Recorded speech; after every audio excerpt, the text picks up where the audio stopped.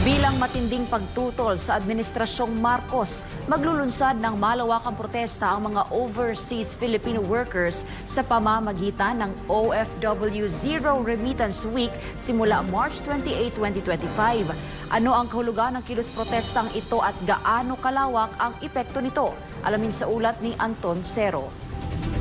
Isang matapang at estratehikong hakbang ang ikinasa ng mga OFW. Isang linggong pagtigil ng remittances sa Pilipinas upang iparating ang kanilang mariing panawagan sa Administrasyong Marcos.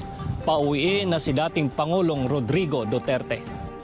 Mula sa Pilipinas hanggang sa iba't ibang panig ng mundo, nag-aalab ang damdamin ng maraming Pilipino sa ginawa ng Administrasyong Marcos Jr. laban kay dating Pangulong Rodrigo Duterte. Ang pag-aresto sa kanya at pagkakakulong ngayon sa ICC Detention Center ay nagdulot ng malawakang pagkondena, isang hakbang na itinuturing ng marami bilang iligal at isang anyo ng political persecution. Dahil dito, sunod-sunod na protesta at pre-rallies ang isinagawa ng mga Pilipino, hindi lamang sa bansa kundi maging sa iba't ibang panig ng mundo. Sa Europa mismo, kung saan matatagpuan ang ICC, matinding suporta ang pinakita ng mga overseas Filipino worker.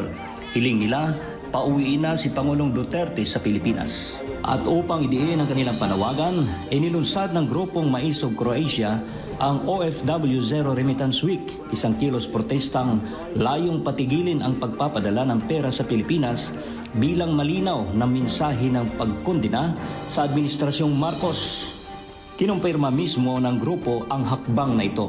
Kinukumpirma ko po na mag-uumpisa po ang OFW Zero Remittance Day on the 80th birthday of our beloved former President Rodrigo Duterte, which will be on March 28 until April 4. Bukod dito, isang panawagan ang ipinaabot ni Maisog Croatia Vice Chairman Erwin HR, isang hamon sa lahat ng OFWs sa buong mundo na makiisa sa naturang protesta.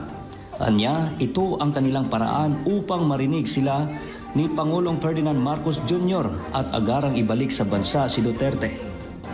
I hope that our respected President of the Republic of the Philippines, His Excellency Ferdinand Marcos Jr. will hear us, OFWs. Please send our beloved President Duterte back home. Please. I have nothing against you. Just please send him back home. This is the call for all OFWs around the world. Thank you. Simula nang makulong si Duterte sa ICC Detention Center sa The Hague, Netherlands, araw-araw nang may mga Pilipinong dumadalaw sa labas ng pasilidad.